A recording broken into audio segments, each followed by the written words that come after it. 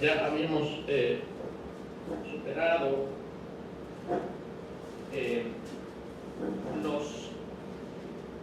los dos eventos narrativos que se dan en ese capítulo 4, luego de que el Señor Jesús cita esa profecía importante del Evangelio, del libro del profeta Isaías, ¿verdad? La profecía que habla sobre el hecho de que Él en efecto era el Mesías y cuáles eran las señales que Él iba a dar. Siempre recuerden, ¿no? Capítulo 4, versículos del 18 a 21 es clave, es el centro, el núcleo alrededor del cual gira todo el Evangelio. Los 4 evangelios giran en torno a este pasaje, que Él es el Mesías y estas eran las señales que Él iba a mostrar.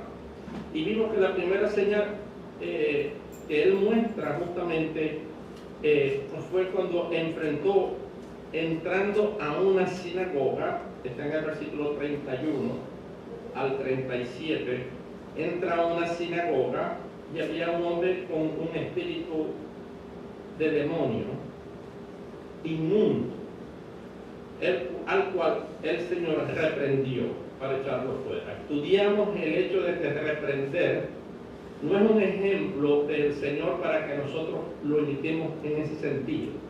¿Qué era lo que el Señor quería mostrar cuando hace esto de reprender? No solo echar fuera, sino reprender al demonio, ¿se recuerda? ¿Qué era lo que se quería mostrar? Que Él era el Mesías. No se les olvide eso. Quería mostrar que Él era el Mesías. Luego, el evento de una sanidad, en este caso, a la suegra de Simón. El nombre hebreo de este hombre, Simón, que después iba a ser llamado Pedro, y ahí Simón Pedro. Simón es el nombre hebreo. Pedro es el nombre que Dios, el Señor, le pone. Más adelante lo vamos a ver cuando Él responde la pregunta que Él le hace a los discípulos y ninguno contesta. Pedro contesta correctamente y más de lo que el Señor esperaba, es reconocer que Él era el Mesías y que Él era el Hijo del Dios viviente. Y yo creo que tiene que ver con el hecho de que estaba entendiendo que no solo era hombre, sino que también era Dios. Amén. Bienvenidos. Estaba entonces allí el Señor a este Simón, el nombre hebreo, Jesús se lo cambia a piedra o piedrita, Petros, ¿verdad? Perdón, Cefas es el término para piedra, para Pedro en arameo. Lo tenemos, Simón es el nombre hebreo. El Señor le da, ¿verdad?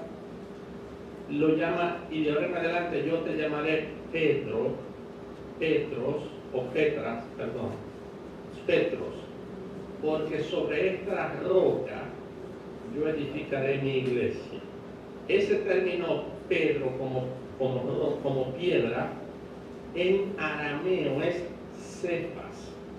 ¿Okay? De allí esos 3 nombres.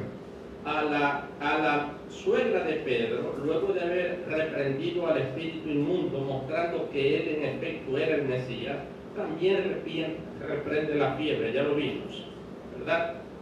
Y pasamos al verso 40, ¿verdad? Donde se da un elemento importante, el versículo 40 del capítulo 5, donde está, capítulo 4, perdón, verso 40, dice así: al ponerse el sol, después de esos 2 eventos, ¿no?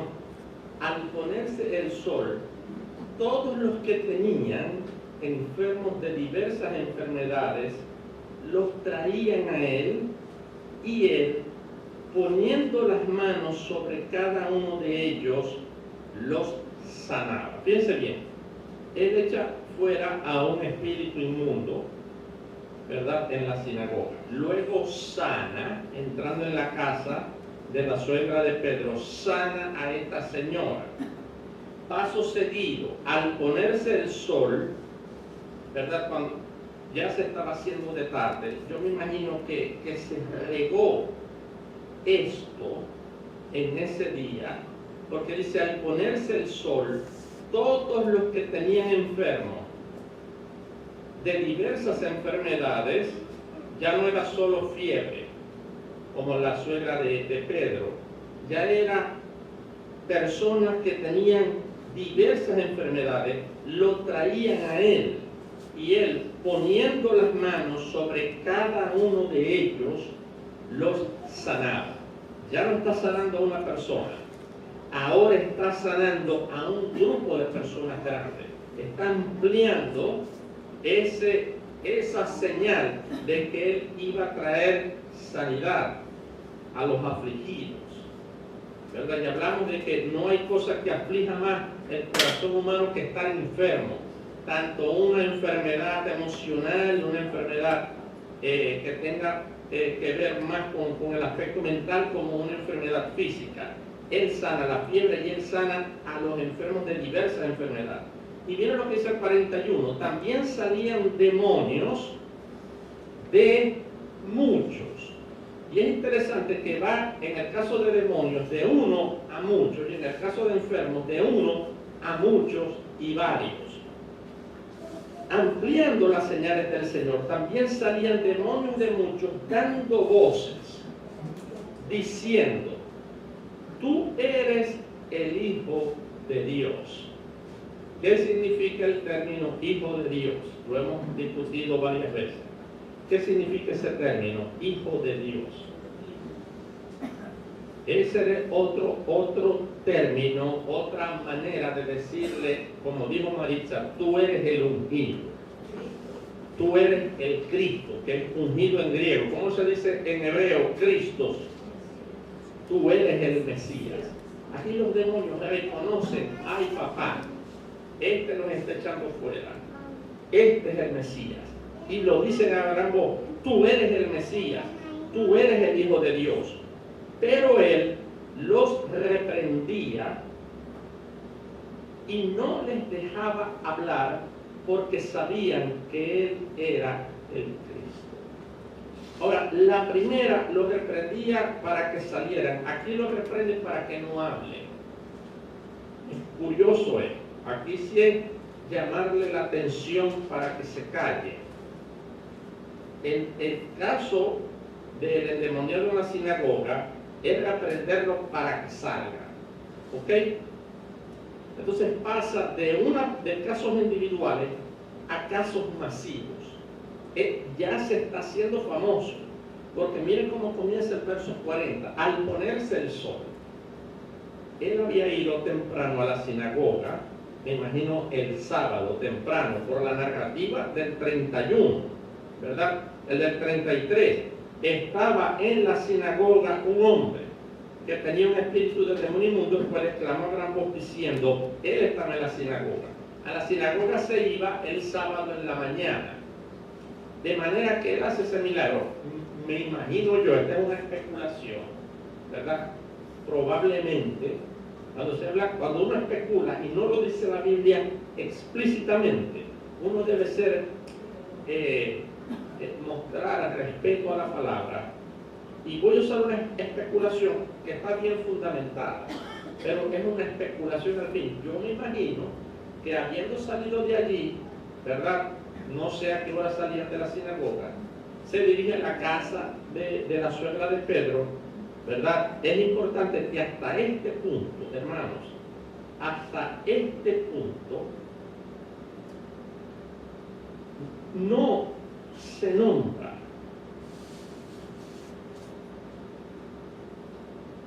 no se habla de que ha llamado a los apóstoles. Él entra en la casa de este hombre, que no sea, es la primera vez que se menciona a Pedro. Simón acá. Ok, la elección de los apóstoles es más adelante, lo vamos a ver ahora. De repente se nombra a Cefas, ¿verdad? No creo que es casualidad. Fíjense bien este detalle, no se ha nombrado. Dice el evangelista que entrando, el 36, entonces Jesús se levantó y salió de la sinagoga aquí está claro, y entró a la casa de Simón. Nosotros sabemos que este Simón va a ser Simón, el pescador, el que él más adelante va a llamar. Entra a la casa de él. Yo me imagino yo estoy seguro que esto no es casualidad. Entra a la casa de Simón, y la suegra de Simón tenía una gran fiebre, y le rogaron por ella, e inclinándose a ella, reprendió la fiebre, y la fiebre le dejó, y levantándose ella, al instante le servía. Pedro es primera vez que aparece, noten eso. Luego de allí, me imagino, de salir yo creo que la señora le preparó una comidita, quizás era la hora del almuerzo, le prepara el almuerzo, le sirve, ¿verdad? Le hace cafecito, ¿verdad?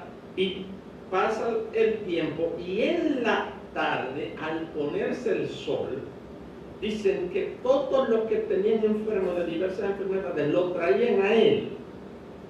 Aquí me habla de esta sociedad que eran como los maracuchos, por decirlo de alguna manera jocosa. Gustaba brollar rápido, porque ya se entera la gente de dónde él estaba. Él estaba ¿dónde? ¿En qué ciudad está en este momento? En Capernaum. Él va de Nazaret a Capernaum, que ese es el sitio donde está el lago, ¿correcto?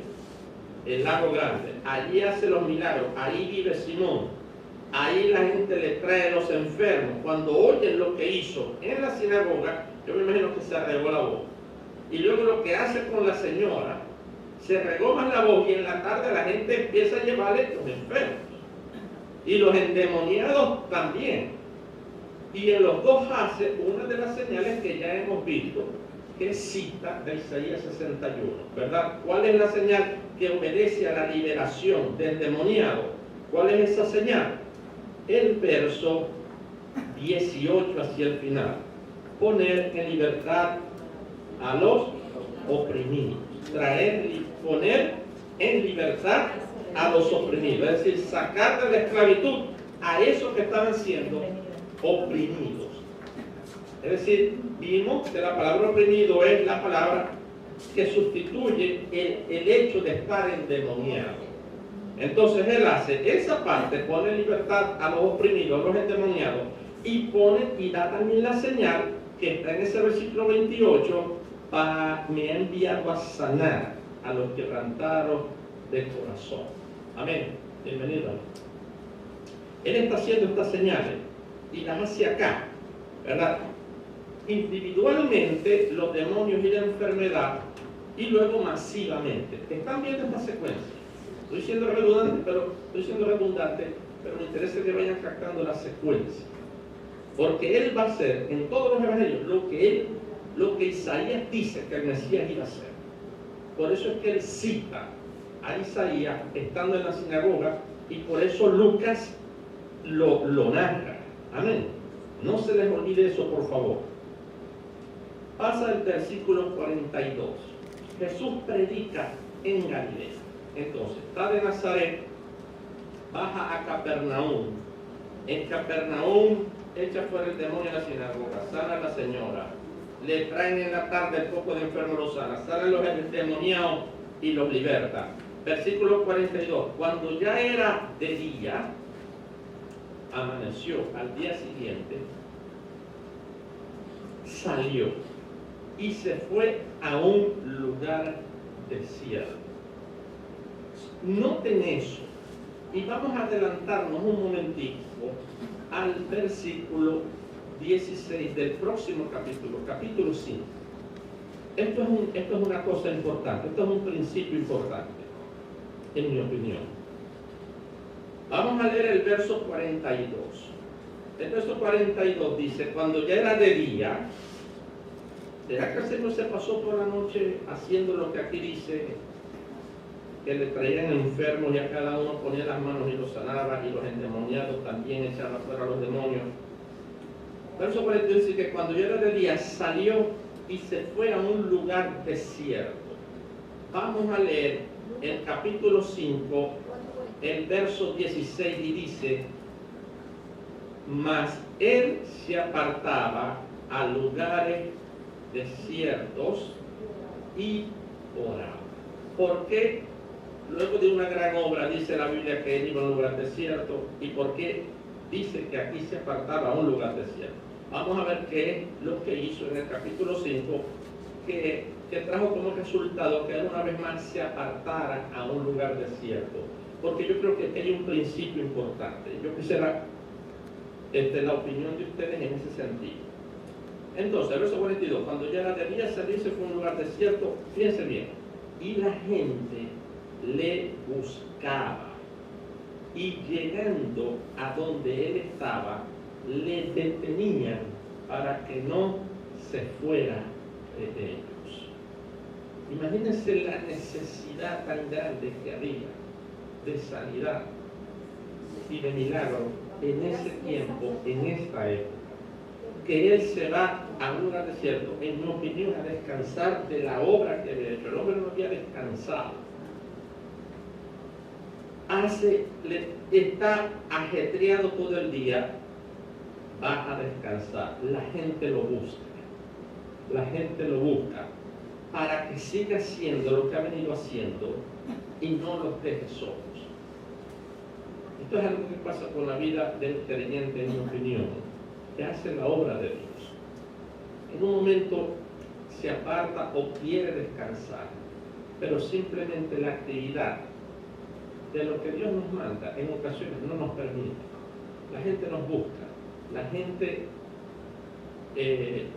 siempre quiere encontrar en uno o que ore por sanidad, o que escuche su problema, o que lo exhorte, o que lo consuele, o que lo edifique. El trabajo del Señor es difícil.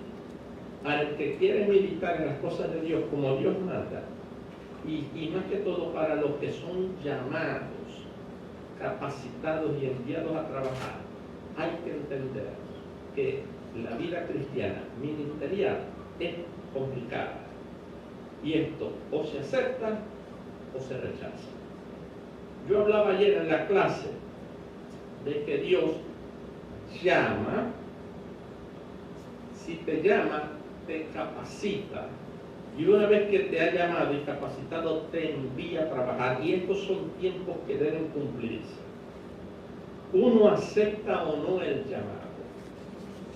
Uno, si acepta el llamado, debe tener la paciencia y esperar en el Señor a ser capacitado. Este es un proceso que, en mi opinión, puede ser largo. Hay que tener paciencia para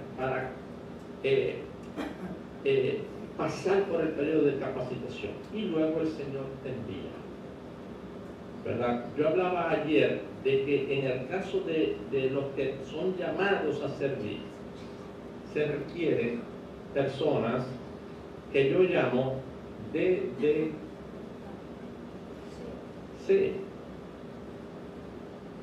dispuestos, disponibles y capacitados. O DDI, dispuestos, disponibles e idóneos, que tengan idoneidad. Porque hay muchas personas que están dispuestos, yo quiero ir, pero no están disponibles, no pueden. Hay personas que pueden, pero no están dispuestos a pagar el precio, a sufrir, no están dispuestos. Para las dos cosas, en el llamado, se requieren esas dos. Y a veces hay personas dispuestas, disponibles, pero no son idóneas. No tienen la capacidad para hacerlo. En el ministerio se requieren personas DDI, dispuestos, disponibles e idóneos. Y esto se tiene que explicar en el llamado, la capacitación y el envío. Yo conozco muchos ministros que son llamados y no aceptan la capacitación. Hay unos que son llamados y son capacitados, pero cuando Dios los envía, no quieren ir. Es complicado conseguir personas que quieran servir a Dios como el trabajo de Dios demanda. El Señor acá se quiso apartar al desierto. La gente le buscaba, no lo dejaron descansar. Quédate con nosotros, quédate con nosotros. Pero Él les dijo, versículo 43, es necesario que también a otras ciudades anuncie el evangelio del reino de Dios, porque para eso he sido enviado. Ellos querían que se quedaran ahí, lo querían tener.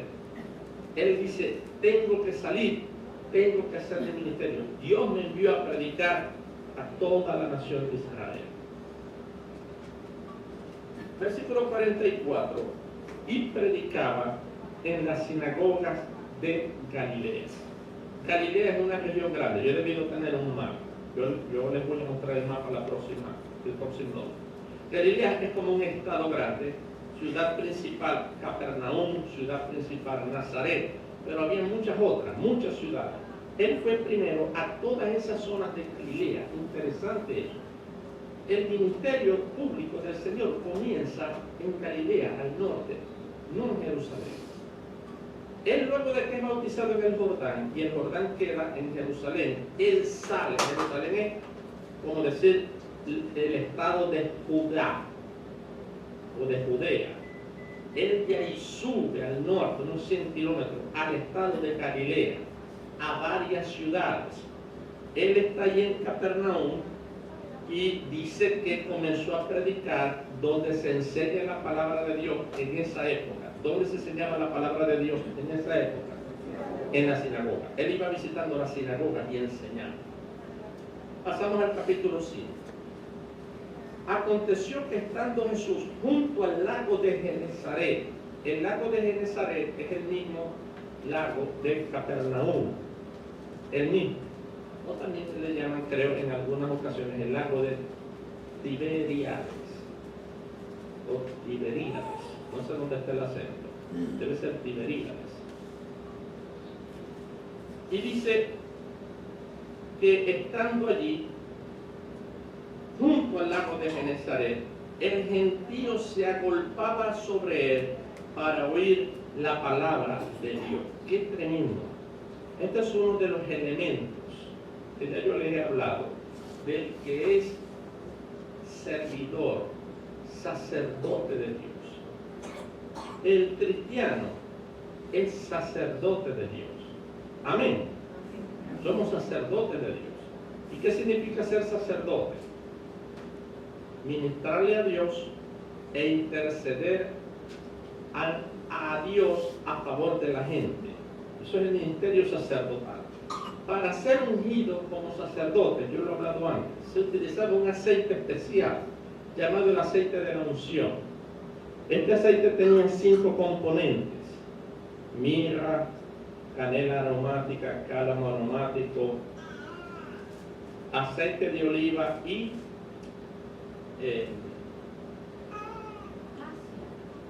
casia, ¿verdad? Estos componentes tienen un significado, y uno de los que me acuerdo en este momento es el olor de la canela y del incienso, que es atractivo.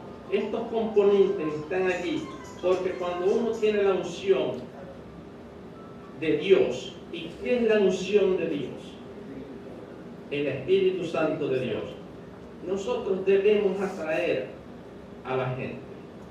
Y hay cristianos dolorosamente que en vez del aceite con canela y con mirra, parece que tú llevas ese aceite con cebolla o con amoníaco.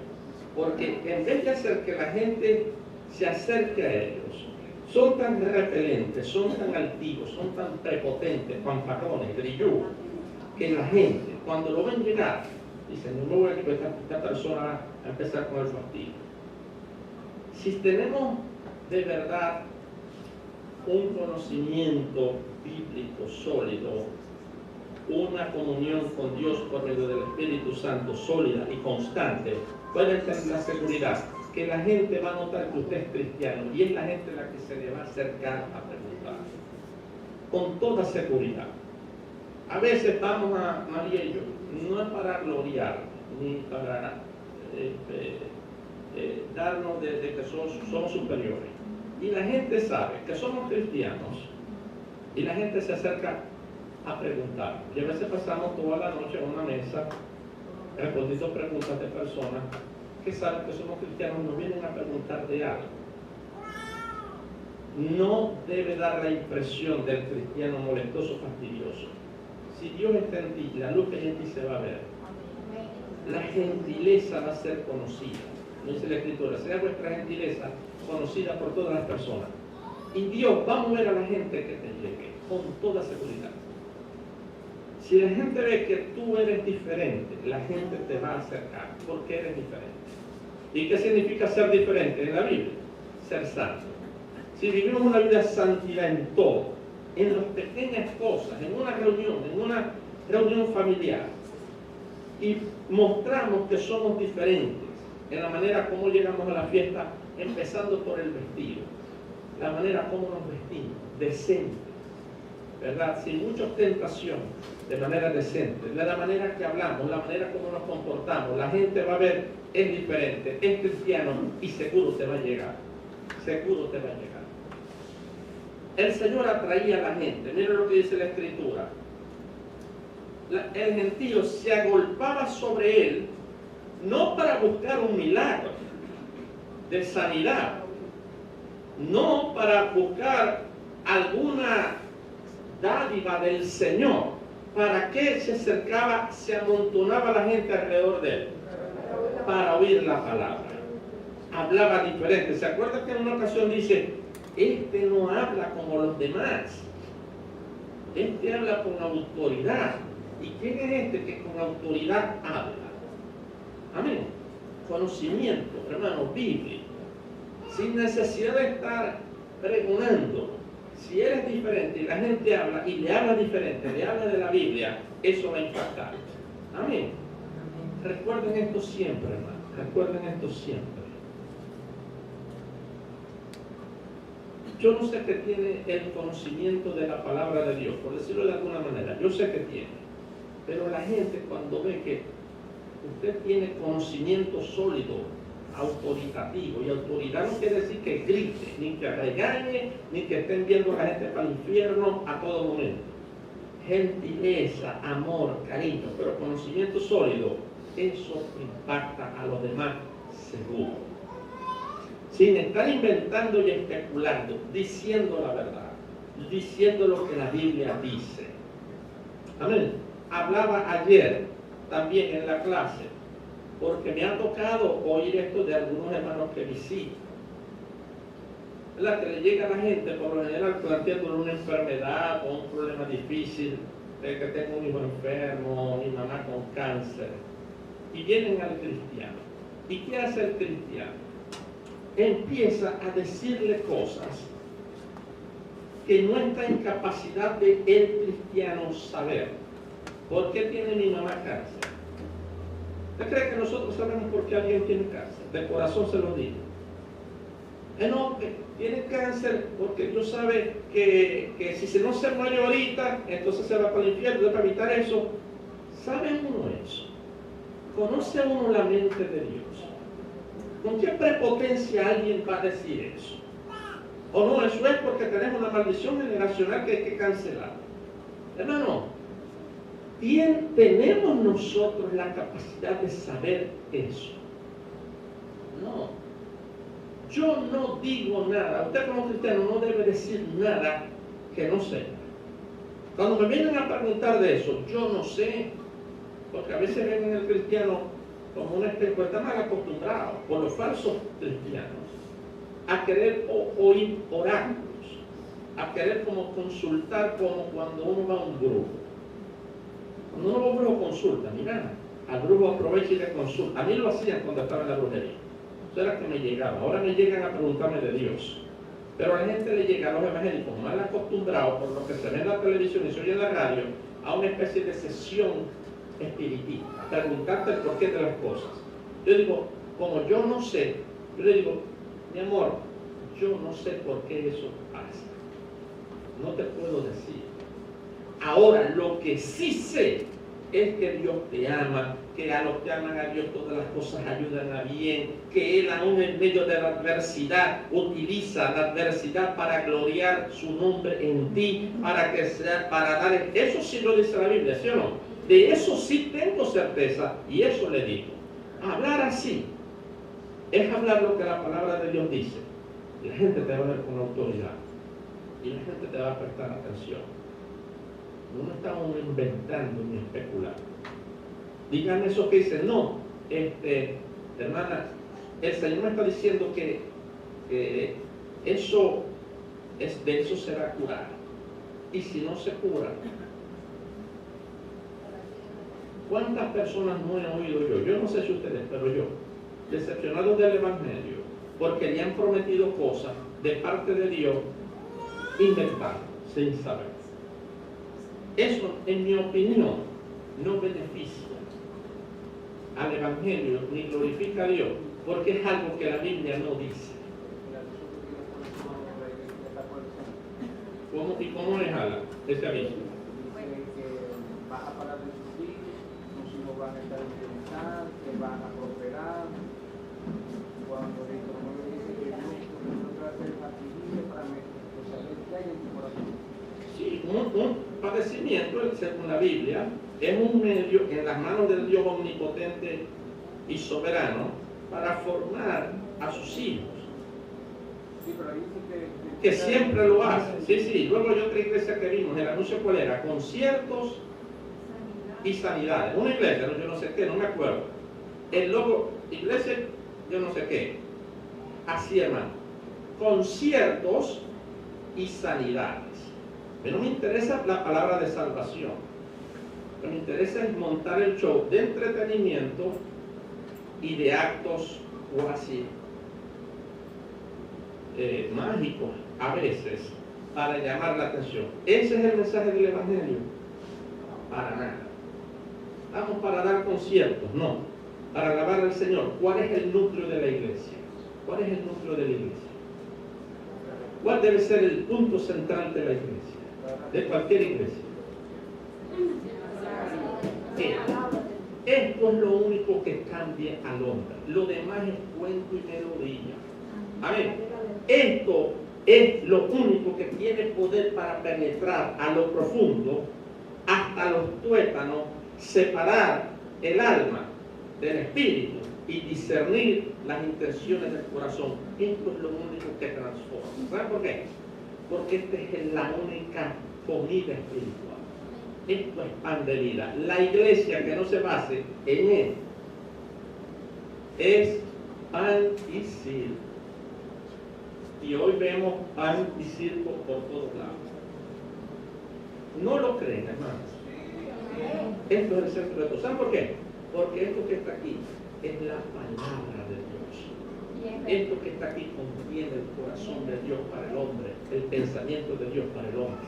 Lo que Dios sabe que nos hace falta para vivir nosotros feliz y victorioso bajo cualquier circunstancia. Amén. Este es el centro de la vida cristiana. Tu palabra. Amén. La parte más larga de la Biblia. ¿Qué es? ¿Cuál es? ¿Recuerda? Salmo 119. ¿De qué trata el Salmo 119? Sobre la palabra. La versión más pequeña, el Salmo 19, ¿sobre qué trata? La palabra. Deleitarme en tu palabra. Amén. La palabra de Dios. El centro de todo. No los conciertos ni los milagros. Porque eso no cambia la vida del ser humano. Amén. Le cambió a los egipcios, a los hebreos, el ver que Dios abrió el mar rojo en 2 pedazos. Le cambió. Claro que no. A los 40 días que había subido al monte Moisés, se hicieron un becerro de oro. Lo que cambia al hombre, hermano, de corazón, lo que cambia al hombre es esto. Yo no sé cómo, ni me interesa. Yo lo creo porque aquí lo dice y yo lo experimento. No me acuerdo. No me acuerdo. Hay un salmo que es cortico, 117. ¿El? 117. 117. Bueno, ahí lo tienen, ese es el más cortito. No sé, habría que buscarlo. No sé. Vamos. La gente, versículo 1 del capítulo 5, el gentío se agolpaba sobre él para oír la palabra de Dios. Y vio el Señor estando allí en el lago de Genezaret y vio dos barcas que estaban cerca de la orilla del lago, y los pescadores, habiendo descendido de ellas, lavaban sus redes. Imagínense la escena. El Señor en el agua, el gentío le cae encima para escuchar lo que estaba hablando. De repente ve dos barcas cerca de la orilla y ve a los pescadores que están bajando las redes y que dice la Biblia, la están lavando. Estaban quebrados, se vinieron sin nada. Vamos a lavarla para que no se nos oxide. A mañana a ver si conseguimos algo.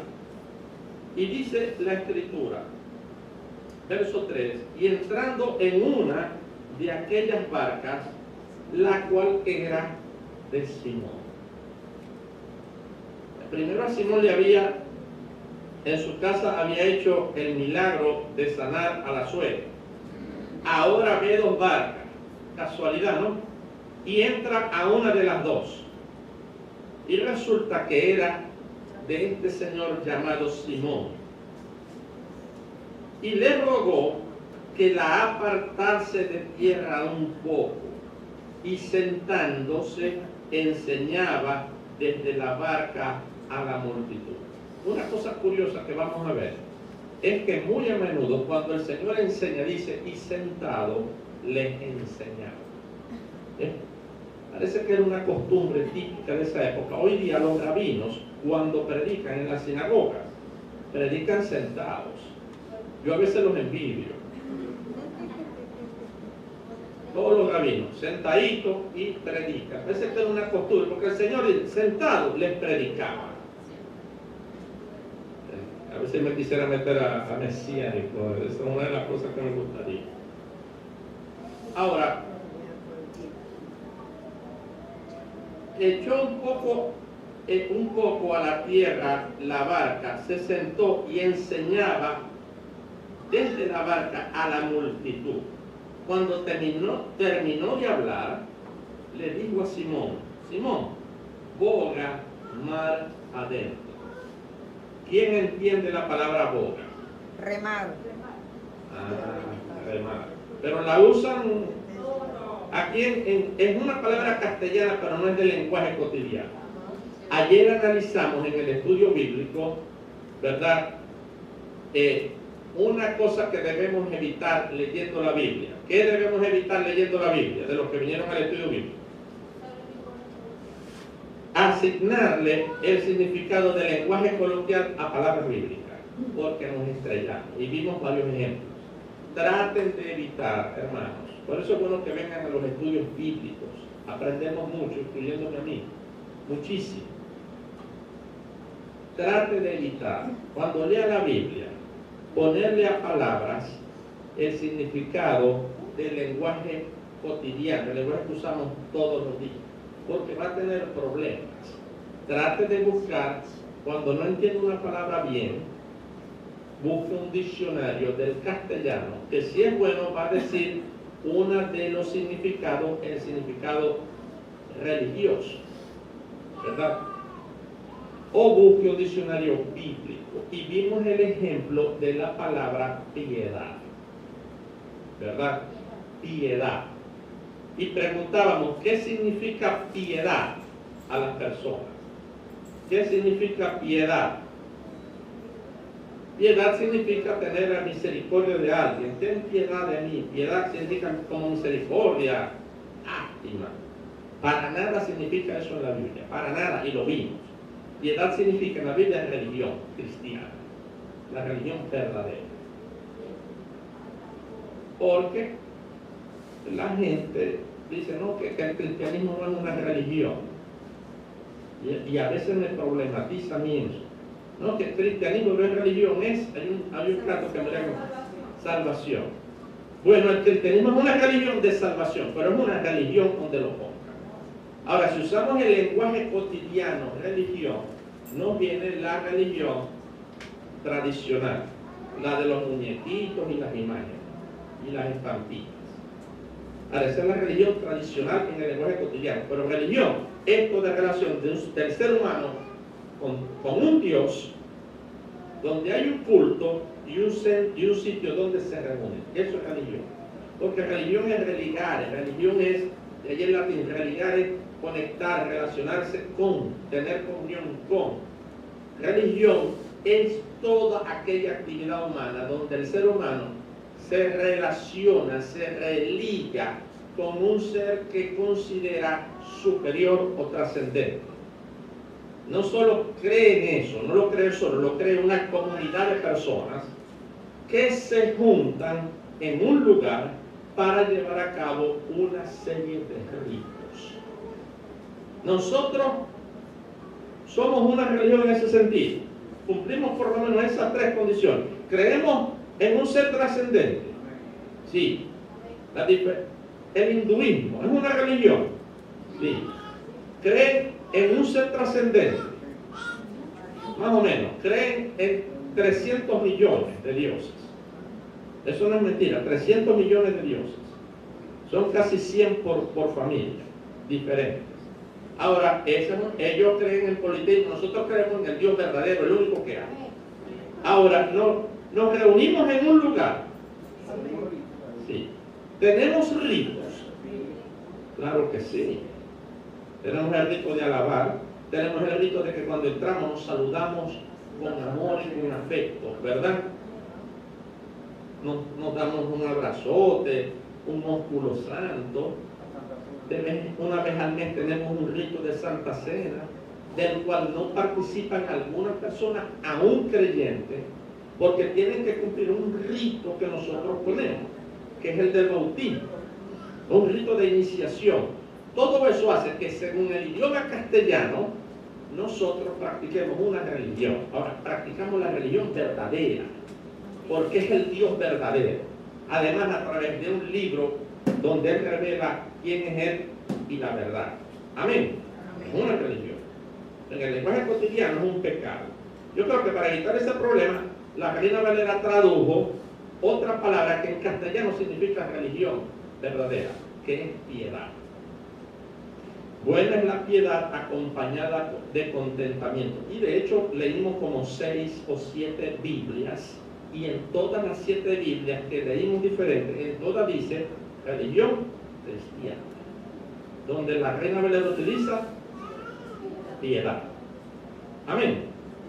Entonces, no es bueno utilizar los conceptos que usamos del lenguaje cotidiano a los conceptos que se usan en la Biblia. Igual la palabra amoldar, conformar. No os conforméis a este siglo. En el lenguaje cotidiano, ¿qué significa conformar? Pero aceptar, aunque no te guste, tenés que calarte. ¿Es o no? Conformar. No os conforméis a este siglo. No te caléis la forma de vivir de este siglo. ¿Es eso lo que dice? Hay conformar es una palabra del antiguo castellano que significa amoldarse, contornarse a la forma de algo. Mejor traducción, amoldar. No se amolden a la forma de ser y de pensar del mundo. La palabra usa siglo. Siglo simplemente es el sistema de vida del mundo perdido. La cultura, las costumbres, los valores, eso es el siglo. Usemos por metonimia el ámbito espacial donde se desarrolla esa cultura, el mundo. Por eso otras Biblias traducen, no imiten la forma de ser del mundo. La Reina Valera, no os conforméis a este siglo. ¿Qué significa siglo ahí? Ahí usamos el término siglo, lenguaje cotidiano, es 100 años. ¿Quiere decir eso? No. Siglo hay que decir el sistema de vida, el sistema cultural caído de la gente del mundo, cuyo príncipe no es Dios, sino Satanás. Por eso no debemos amoldarnos a las cosas del mundo, porque Satanás es el que manda ahí. Amén. No nos debemos vestir como la gente del mundo, no debemos hablar como la gente del mundo, no debemos imitar las costumbres del mundo. Ay, no, que yo me pongo minifalda para que se me vea todo, porque esa es la moda. No imiten la forma de ser del mundo. No, yo cuando voy para la iglesia estoy todo el momento mandando textos, si todo el mundo lo hace. No imitéis la forma de ser del mundo. Amén. Ajá, me contaba Judy eso, una cristiana ¿Qué era, Judy? La forma de vestir. No, no, Ah, la forma de hablar, grosería, creo, ¿no? no me refería, sino es que él tiene el chismorreo porque me dijeron porque estaba. Ah, ok, sí. Incluso dijo que. El grollo, la murmuración, como lo llama Levín, característica de Satanás principal junto con la mentira, ¿verdad? El chisme, la murmuración. Satanás tiene dos características emblemáticas. ¿Cuáles son? Mentiroso y grollero, murmurador. El que haga eso está mostrando los atributos de Satanás. ¿Puede el cristiano mostrar los atributos de Satanás? ¿Se agrada a Dios de un cristiano que miente y que chismorrea? Claro que no, porque le viene Satanás y le dice, mira, ve, está mostrando mi atributo. Amén. Entonces no, debemos en ese sentido ser diferentes y tengan cuidado, hermano, por favor, se los pido. Eviten ponerle los significados a las palabras bíblicas del lenguaje cotidiano, porque trae problemas. Y es mucho del problema hoy día en la religión cristiana evangélica. Ese problema. Seguimos adelante entonces. Versículo 4. Y cuando terminó de hablar, dijo a Simón, boga para adentro, rema hacia adentro y echa vuestras redes para pescar. Y le dice Simón, verso 5, maestro, toda la noche hemos estado trabajando y nada hemos pescado, mas en tu palabra echaré la red. Es decir, por lo que me cuento, voy a hacer caso a lo que me dijiste, pero yo sé que no va a pasar nada porque tenemos de tratar de pescar toda la noche, pero a complacerte, es lo que significa aquí. A complacer lo que tú dices, yo lo voy a hacer. Y lo hizo. Verso 6. Y habiéndolo hecho, encerraron una gran cantidad de peces y su red se rompía. Entonces hicieron señas a los compañeros que estaban en la otra barca para que viniesen a ayudar. Ya vamos a ver quiénes eran los que estaban en la otra barca.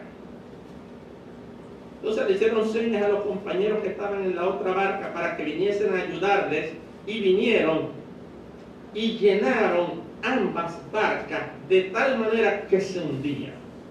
Tremenda pena. Este evento milagroso tiene un significado que el Señor se lo va a decir.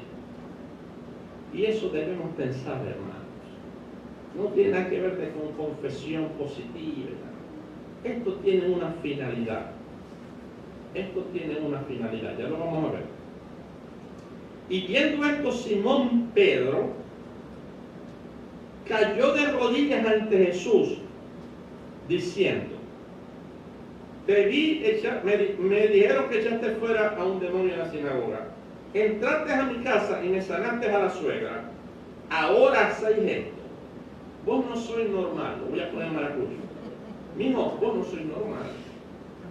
Se arrodilla y le dice, apártate de mí, Señor, porque soy hombre pecador.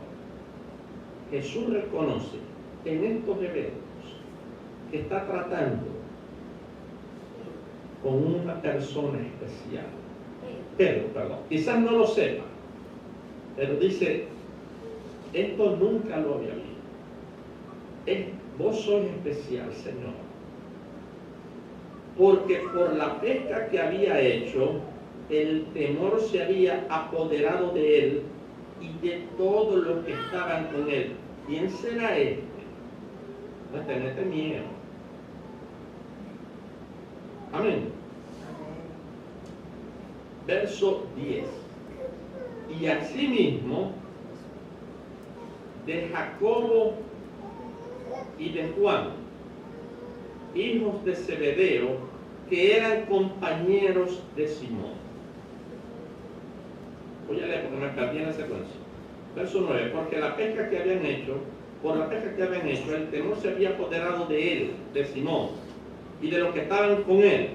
y también de Jacobo y de Juan, hijo de Zebedeo. Estos eran los que estaban en la otra barca,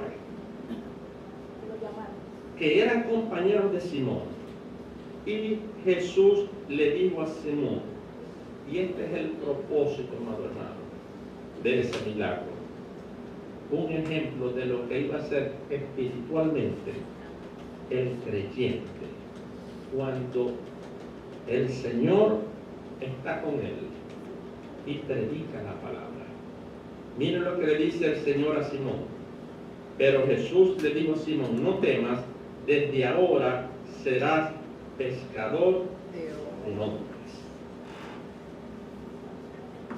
Y es lo que nosotros como cristianos debemos hacer. ¿Cuál es la red que nosotros echamos al mar? Aunque a veces parezca increíble. ¿Cuál es la red?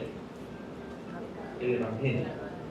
La palabra de Dios, acompañado de tu testimonio. A veces intentamos, a veces creemos que es difícil, quizás imposible, amén.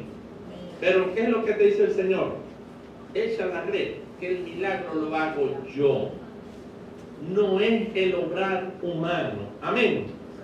No es lo que nosotros hacemos, amén. Es lo que Dios en su misericordia hace, amén. Es lo que Dios en su misericordia ha dicho que hará y va a cumplir. Amado hermano, el Evangelio es eso. Aunque parezca imposible, tenemos que echar la red. Nuestra red es el Evangelio. ¿Somos pescadores de hombres? Claro que sí. Tenemos que echar la red. Amén. ¿Y qué red es esa, hermanos? Aunque no veamos peces, prediquemos el Evangelio, y es Dios, por su amor al perdido, por su palabra, que Él va a hacer que los peces entren. No es trabajo nuestro, es del Señor. Hermano, lo que hay que hacer es predicar. Punto. No hay que hacer mapeos espirituales ni darle 10 vueltas. Yo no veo aquí que el Señor le dio 10 vueltas al lago y determinar el espíritu territorial. Hermano, no, eso es un engaño del diablo. Lo que hay que hacer, ¿saben qué? Predicar la palabra, acompañada de testimonio. Porque hoy el evangelio está rayado, porque los evangélicos son como los fariseos, dicen y no hacen. Amén. Si uno predica y vive la palabra y la gente ve que eres diferente, predicar y Dios va a atraer a las personas, porque el más interesado es Dios que nosotros, porque Dios ama más a la gente que nosotros.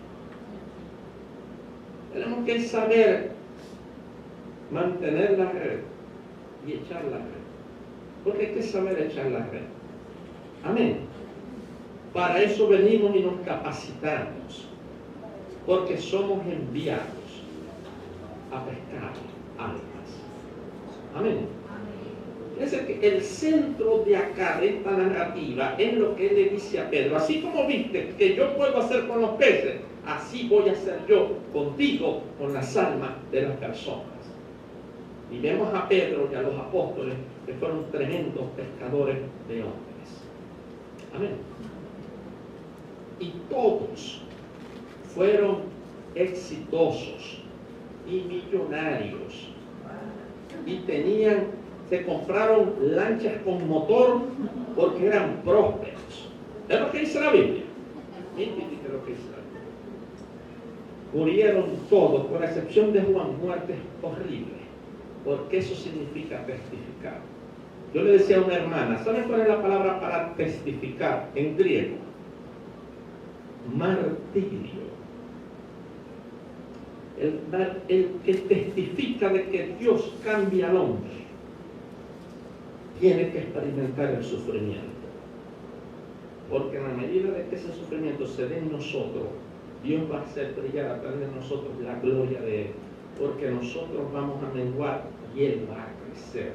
Y es lo que yo no veo en la iglesia hoy, en los predicadores hoy, especialmente los de láser y los locos de las radios en Maracaibo, con su prepotencia y con su jactancia.